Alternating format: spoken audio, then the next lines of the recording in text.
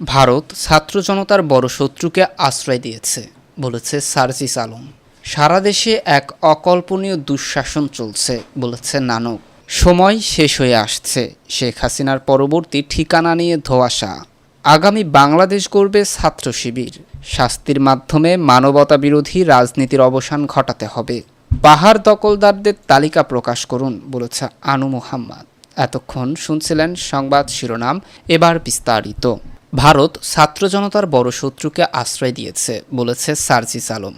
বৈষম্য বিরোধী ছাত্র আন্দোলনের সমন্বয়ক সার্জিস আলম বলেছেন, যে স্পিরিটকে ধারণ করে আমরা হাজারো ভাই বোন জীবন দিয়েছে, অর্ধলক্ষ মানুষ রক্ত প্রবাহিত হয়েছে, সেই স্পিরিটকে যেন আমরা ব্যক্তিগত বা গোষ্ঠীগত কিছু ক্ষুদ্র স্বার্থ বিভাজন আর ক্রেডিট নেওয়ার অপচেষ্টার জন্য নষ্ট হতে না দেই। শুক্রবার নিজের ভেরিফাইড ফেসবুক পেজে সম্প্রতি একটি সমাবেশে দেওয়া বক্তব্যের ভিডিও পোস্ট করে তার বর্ণনায় এ কথা বলেন তিনি। সমাবেশে বক্তৃতায় সার্জিস বলেন, বিগত 16 বছরে কারো দাড়ি দেখলে, কারো কপালে সিস্তার চিহ্ন দেখলে ট্যাগ দিয়েছে, কারো গায়ে যদি পাঞ্জাবি পায়জামা দেখেছে এবং তাকে রাজনৈতিকভাবে হুমকি মনে করেছে, তাহলে তাকে ট্যাগ দিয়ে দেশ ছাড়া করেছে। এই অন্যায়গুলোর প্রতিটির বিচার বাংলার মাটিতেই অবশ্যই নিশ্চিত করতে হবে। সার্জিস বলেন, আমাদের স্পষ্ট বার্তা, ছাত্র জনতা জীবনের বিনিময়ে যে দেশকে নতুন করে স্বাধীন করেছে, যে হাসিনাকে দেশ ছাড়া করেছে, কোনো দেশ যদি সেই হাসিনাকে আশ্রয় দেয় তাহলে তারা ছাত্র জনতার সবচেয়ে বড় শত্রুকে আশ্রয় দিয়েছে। কোনো দেশের সঙ্গে পররাষ্ট্রনীতি কেমন হবে তা এই দেশের মানুষ নির্ধারণ করবে। যদি হাসিনা, কাদের এবং তাদের দোসররা দিল্লি, কলকাতার পার্কের উদ্যানে ঘুরে বেড়ায়, তাহলে এই দেশের পররাষ্ট্রনীতি তার ভিত্তিতে নির্ধারিত হবে।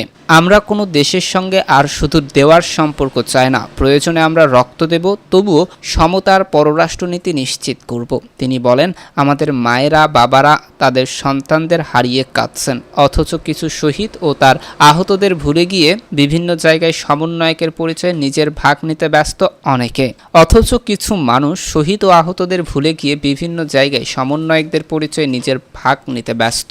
আমার প্রশ্ন, যারা শহীদ হয়েছেন তারা কবর থেকে কিভাবে ভাগ নিতে আসবেন? তিনি আরো বলেন, ফ্যাসিস্টের দালালরা বিভিন্নভাবে ছাত্র জনতাকে আক্রমণ করার চেষ্টা করেছে। তারা সচিবালয়ে উদ্ভট দাবি নিয়ে আনসার লিগ হয়ে ফিরে এসেছিল। এখনও প্রতিটি জায়গায় তারা অপচেষ্টা করছে। সামনে পূজা উৎসবে তারা আক্রমণ করার পায়তারা করছে। আমরা প্রয়োজনে 5ই আগস্টের পরবর্তী সময়ের ন্যায় পূজায় নিরাপত্তাও ঢাল হয়ে আমরা প্রয়োজনে 5ই আগস্টের পরবর্তী সময়ের ন্যায় পূজার নিরাপত্তায়ও ঢাল হয়ে দাঁড়াবো। সার্জিস বলেন, স্বৈরাচারের দোসররা পাল্টা সবল দেওয়ার পরিকল্পনা আঁটছে।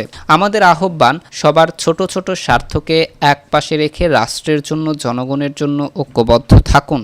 মনে রাখবেন, যদি কোনোদিন ফ্যাসিস্টরা আক্রমণের সুযোগ পায়, তাহলে সবাইকে সারা জীবনের জন্য বন্দিশালায় কাটাতে হবে।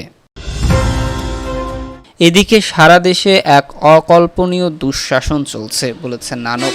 আওয়ামী লীগের সভাপতিমণ্ডলীর সদস্য অ্যাডভোকেট জাহাঙ্গীর কবির নানক বলেছেন, সারা দেশে এক অকল্পনীয় দুঃশাসন চলছে। দেশের বিভিন্ন স্থানে চলছে চাঁদাবাজির মহা উৎসব। দেশের প্রায় প্রতিটি জেলায় আওয়ামী লীগের নেতাকর্মীদের ওপর বিএনপি ও তাদের মিত্রদের অত্যাচার ও নির্যাতনের পাশাপাশি এখন নতুন করে যুক্ত হয়েছে মিথ্যা মামলায় গ্রেপ্তার। 15 বছরের কিশোর থেকে 90 বছরের বৃদ্ধ গ্রেপ্তার থেকে আওয়ামী লীগের কোনো নেতাকর্মী রেহাই পাচ্ছে না। শুক্রবার রাতে আওয়ামী লীগের ফেসবুক পোস্টে দেওয়া বিবৃতির মাধ্যমে এসব কথা বলেন। বিবৃতিতে নানক বলেন, আমরা অত্যন্ত উদ্বেগের সাথে লক্ষ্য করছি যে দেশের বিভিন্ন স্থানে আওয়ামী লীগ, যুবলীগ, ছাত্রলীগের নেতাকর্মীদের গলা কেটে হত্যা করা হচ্ছে। আওয়ামী লীগের নেতাকর্মীদের খুন, বসতবাড়ি, ব্যবসা প্রতিষ্ঠানের লুটপাট ও অগ্নিসংযোগ করছে বিএনপি ও এর মিত্ররা। বাংলাদেশের বিভিন্ন এলাকায় একের পর এক ঘটনা ঘটে যাচ্ছে, কিন্তু অপরাধীদের বিরুদ্ধে কোনো মামলা কিংবা গ্রেপ্তার করা হচ্ছে না। আমি এর তীব্র প্রতিবাদ জানাচ্ছি। তিনি বলেন, ডক্টর ইউনূস অবৈধভাবে ক্ষমতা দখল করে হত্যা, অগ্নিসংযোগ ও লুটপাট শুরু করেছে। সাধারণ মানুষের জীবনে শান্তি ও স্বস্তি কেড়ে নিয়েছে। নিত্য প্রয়োজনীয় পণ্যের মূল্য আকাশ ছোঁয়া। সেদিকে নজর না দিয়ে আওয়ামী লীগ নিধনে নেমেছে অবৈধ সরকার। এছাড়া আসন্ন দুর্গাপূজার মূর্তি ভাঙচুর করে হিন্দু সম্প্রদায়ের ধর্মীয় অনুভূতিতে আঘাত দিচ্ছে। থানা লুটপাটকারী ও অবৈধ অস্ত্রধারীদের ধরা হচ্ছে না, গ্রেপ্তারও করা হচ্ছে না। এই জঙ্গি, সন্ত্রাসী, খুনিদের অবাধে সাধারণ মানুষ ও আওয়ামী লীগ নেতাকর্মীদের খুন করতে একরকম সুযোগ করে দেওয়া হয়েছে। এদিকে সময় শেষ হয়ে আসছে। শেখ হাসিনার পরবর্তী ঠিকানা নিয়ে ধোঁয়াশা।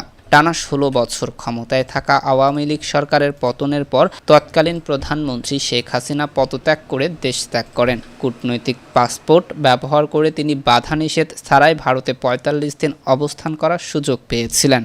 শেখ হাসিনার ভারতে যাওয়ার পর থেকেই তার পরবর্তী ঠিকানা নিয়ে জল্পনা কল্পনা শেষ ছিল না। তিনি ভারতে কিছুদিন অবস্থান করে যুক্তরাষ্ট্র বা যুক্তরাজ্যে চলে যাবেন বলে গুঞ্জন ওঠে, কারণ তার ছেলে সজীব ওয়াজেদ জয় যুক্তরাষ্ট্রে এবং বোন শেখ রেহানা যুক্তরাজ্য প্রবাসী। কিন্তু শেখ হাসিনার যুক্তরাষ্ট্র ও যুক্তরাজ্যে যাওয়ার পথে নানান বাধার সৃষ্টি হয়, এমনকি যুক্তরাজ্য সরকার তাকে আশ্রয় দিতে অনাগ্রহ প্রকাশ করে। ফলে তিনি ভারতেই অবস্থান করতে বাধ্য হন। এদিকে বাংলাদেশের অন্তর্বর্তী সরকার ক্ষমতায় আসার পর হাসিনা সহ সাবেক সরকারের সকল এমপি মন্ত্রী উপদেষ্টাদের কূটনৈতিক পাসপোর্ট বাতিল করে দেয়। ফলে কোন স্ট্যাটাসে তিনি ভারতে অবস্থান করছিলেন তা নিয়ে ধোঁয়াশা সৃষ্টি হয়। সম্প্রতি যুক্তরাষ্ট্র বিষয়টি নিয়ে ভারতের কাছে জানতে চায়। জবাবে ভারত জানায় খুব শীঘ্রই শেখ হাসিনা মধ্যপ্রাচ্যের যে কোনো একটি দেশে চলে যাবেন। মানবজমিন সূত্রে জানা গেছে, খবরটি ঢাকার সরকারি মহলেও জানানো হয়েছে। শেখ হাসিনার কূটনৈতিক পাসপোর্ট বাতিল হলেও ৪৫ দিন পূর্ণ হওয়ার পরও তিনি ভারতেই অবস্থান করছিলেন। এ ব্যাপারে ভারতের সরকার ও বিরোধী দলগুলো ইতিবাচক মনোভাব দেখিয়েছে। বাংলাদেশের পক্ষ থেকে তাকে ফেরত আনার জন্য অন্য কোনো আনুষ্ঠানিক দাবি জানানো না হলেও উপদেষ্টা মহলের মতে প্রয়োজনে আদালত তাকে ফেরত আনার জন্য নির্দেশ দিতে পারে। এদিকে আগামী বাংলাদেশ করবে ছাত্র শিবির। আগামী বাংলাদেশ করবে বাংলাদেশ ইসলামী ছাত্র শিবির, এমন মন্তব্য করেছে সংগঠনটির সাবেক কেন্দ্রীয় সভাপতি ও বাংলাদেশ জামায়াতে ইসলামী ঢাকা মহানগরীর উত্তর শাখার সেক্রেটারি ডক্টর রেজাউল করিম শুক্রবার সকালে রাজধানীর পল্লবীর ২ নং ওয়ার্ড কমিউনিটি সেন্টারে অডিটোরিয়াম ছাত্র শিবিরের ঢাকা মহানগর পশ্চিম শাখার কর্মীদের নিয়ে কর্মী সমাবেশে প্রধান বক্তা হিসেবে এই মন্তব্য করেন তিনি। শিবিরের সাবেক এই সভাপতি বলেন, আগামী বাংলাদেশ করবে এই ছাত্র শিবির, দেশ রাষ্ট্র সংস্কার হতে পারে এই কর্মী ভাইদের হাত ধরে। কেন্দ্রীয় কার্যকরী পরিষদের সদস্য ও ঢাকা মহানগর পশ্চিম শাখা সভাপতি এইচ.এম. সালাউদ্দিন মাহমুদের সভাপতিত্বে ও শাখা সেক্রেটারি হাফিজ আবু তাহেরের সঞ্চালনায় অনুষ্ঠানটি উদ্বোধন করেন ছাত্র শিবিরের আমানুল্লাহ আমান। প্রোগ্রামে প্রধান অতিথি হিসেবে উপস্থিত ছিলেন ছাত্র শিবিরের কেন্দ্রীয় সভাপতি মঞ্জুরুল ইসলাম। বিশেষ অতিথি হিসেবে উপস্থিত ছিলেন ছাত্র শিবিরের সাবেক কেন্দ্রীয় সভাপতি ইয়াসিন আরাফাত। এদিকে শান্তির মাধ্যমে মানবতাবিরোধী রাজনীতির অবসান ঘটাতে হবে। আগস্ট বিজয়োত্তর খুনিদের চিহ্নিত ও বিচার করে অপরাধীদের দৃষ্টান্তমূলক শাস্তির মাধ্যমে দেশে মানবতাবিরোধী রাজনীতির অবসান ঘটানোর আহ্বান জানিয়েছে বাংলাদেশ জামায়াতে ইসলামীর কেন্দ্রীয় নির্বাহী পরিষদ সদস্য ও ঢাকা মহানগর উত্তর এর আমির মোহাম্মদ সেলিম উদ্দিন। শুক্রবার সকালে রাজধানীর মোহাম্মদপুরে বাংলাদেশ জামায়াতে ইসলামী ঢাকা মহানগর উত্তরের মোহাম্মদপুর পশ্চিম থানা আয়োজিত বৈষম্য বিরোধী ছাত্র জনতার আন্দোলনে বীর শহীদ পরিবারের সঙ্গে মত বিনিময় অনুষ্ঠানে প্রধান অতিথির বক্তব্যে কথা বলেন তিনি। উপস্থিত ছিলেন থানা নায়েব আমির মাহাদি হাসান, সেক্রেটারি মাসুদুজ্জামান, থানা কর্মপরিষদ সদস্য নূরে আলম সিদ্দিকী, রুহুল আমিন, আশরাফুল আলম, আবুল কালাম আজাদ প্রমুখ। এ সময় সেলিম উদ্দিন ৪ শহীদ পরিবারের সদস্যদের খোঁজ খবর নেন এবং আর্থিক সহায়তা প্রদান করেন। মোহাম্মদ সেলিম বলেন, আগস্ট বিপ্লবের শহীদরা জাতির শ্রেষ্ঠ সন্তান। শাহাদত আল্লাহর ফয়সালা ও মহাসম্মানের। আমাদের সন্তানরা জালিম শাসকের উৎখাত জুলুমের অবসানের জন্য হাসি মুখে শাহাদত বরণ করেছিলেন। এতক্ষণ আমাদের সাথে থাকার জন্য ধন্যবাদ। পরবর্তী সংবাদ সবার আগে পেতে আমাদের চ্যানেলটি সাবস্ক্রাইব করে পাশে থাকা বেল আইকনটিতে ক্লিক করে রাখুন।